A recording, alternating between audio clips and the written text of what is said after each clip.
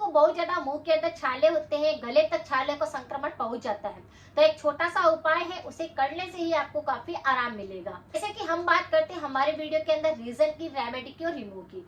Reason बहुत सारे हो सकते हैं मुंह के अंदर छाले होने के। जैसे अगर आपके शरीर के अंदर पेट की गर्मी है, शरीर के अंदर बहुत ज्यादा गर्मी बढ़ी हुई है, तो आपको मुंह के अंदर इस प्रकार का संक्रमण देखने को मिलता है। अगर आपके शरीर के अंदर पित्त प्रकृति बहुत ज्यादा बढ़ जाती है, तो भी मुंह के अंदर छाले होने लगते हैं, घाव होने लगते हैं। अगर किसी व्यक्ति हुआ खा लिया है, मिर्च मसालों का प्रयोग ज्यादा करते हैं, तो भी उनको इस प्रकार की समस्या हो सकती है कि मुंह के अंदर छालों का संक्रमण हो सकता है। अगर किसी व्यक्ति का पेट साफ नहीं होता है, कब्ज की शिकायत रहती है, तो भी संक्रमण आपके मुंह के अंदर दिखाई दे सकता है। छाले किसी भी रूप में बन सकते हैं। ये छाले जो होते हैं वो बिल्कुल सफेद भी हो सकते हैं, कई बार बारीक बारीक छाले बन जाते हैं, ये फूटते हैं, उनके अंदर घाव हो जाता है, गले के अंदर जलन होने लगती है और पानी भी नहीं पिया जाता, निगलने में बहुत ज्यादा दिक्कत होने लगती है। यानी आप कुछ भी खाते हैं, मुंह के अंदर कुछ भी रखते हैं, तो जलन महसूस होती है।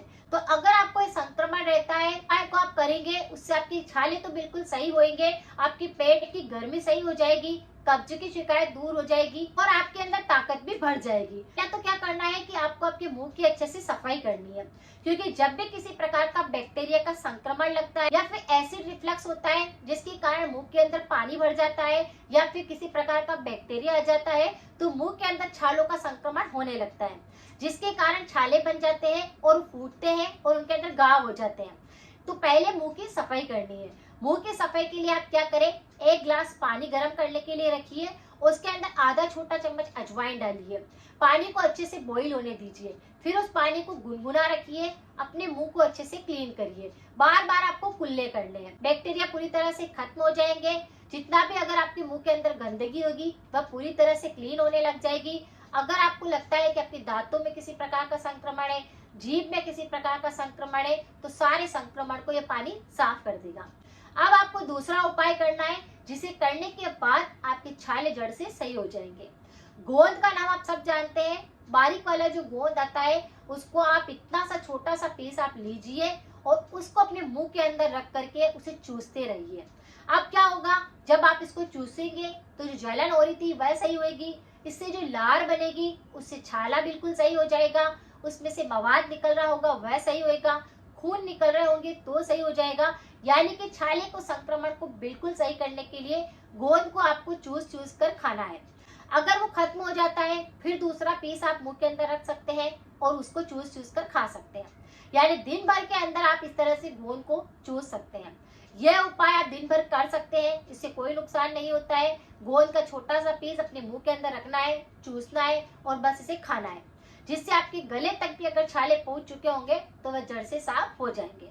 हमेशा ध्यान रखिए, उपाय तभी काम करते हैं जब आप कुछ चीजों को छोड़ते भी है, परहेज भी करते हैं। परहेज के तौर पर आपको अचार, मिर्च मसालों का प्रयोग नहीं करना है।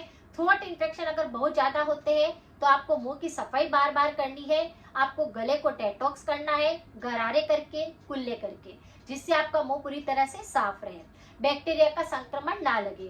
थ्रोट इन्फेक्शन अगर किसी व्यक्ति को बहुत ज्यादा होते हैं तो उस पर मेरे बहुत सारे वीडियो बने हुए हैं, एक बार जाकर आप उनको जरूर देखें, वो जानकारी भी काफी ज्यादा यूजफुल है। पेट की गर्मी अगर आपको बहुत ज्यादा रहती है तो उस पर भी मेरे काफी सारे वीडियो है, आप उनको भी जाकर जरूर देखें।